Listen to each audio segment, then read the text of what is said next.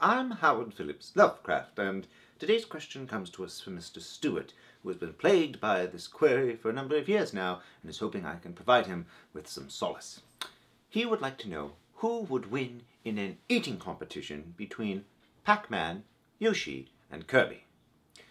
Now, eating competitions are very strange affairs. I, for one, find it particularly odd that we live in a world where brilliant writers can be reduced to eating cans of expired beans, while there apparently is such a surfeit of food that it can be wasted on others' entertainment. But there you have it.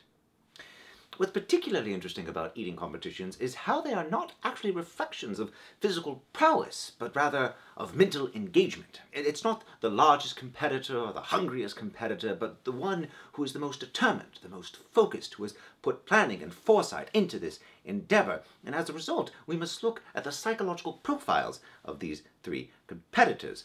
Added to that is the fact that these are all video game characters, which means that they are merely extensions of the humans manipulating them through the controllers on the other side, which provides all sorts of complex arrangements for regarding their motivations.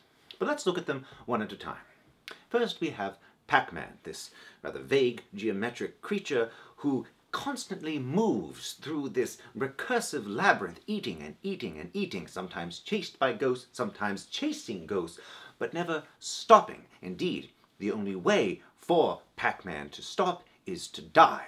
The faster he goes, the more progress he makes. The game just keeps spinning, faster and faster and faster, running out of time, until finally he dies. Just like us, really. Next, we have Yoshi, who seems a bit more defined. We are able to see Yoshi born and reborn again and again. It's a rather mystical experience, but here's the problem. Yoshi is not in control of his own destiny. Yoshi is, in fact, ridden from birth by this mustachioed handler who makes all the decision for him when he's not on his pastry-strewn island. And then finally we get to Kirby, and Kirby seems to have the best of both worlds. He has a defined narrative, which indeed can lead to a sense of personal victory, and he is indeed the agent of his own destiny. And yet, Kirby doesn't just eat for consumption or to defeat his enemies, but rather to define himself, to create identity again and again and again, and there's something altogether hollowing about that experience. So here we see that there's no small amount of trauma and tragedy to direct our various competitors towards victory. But here's where we run into trouble. I've never been particularly comfortable with these hypothetical competitive thought experiments because they're not based in reality.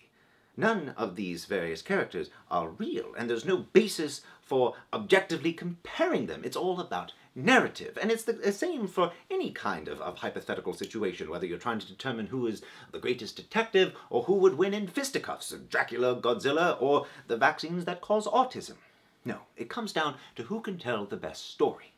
And so, if we're going to reframe this question, let's think of it, if I were to write a story about some Heliogabalal competition, which of these three creatures would I write as the winner? And I think it would have to be Kirby. There's something about his amorphous, gelatinous frame which inspires the most horror. Besides, I've always been charmed by his collection of jaunty chapeaux. As always, I'm Howard Phillips Lovecraft. Thank you.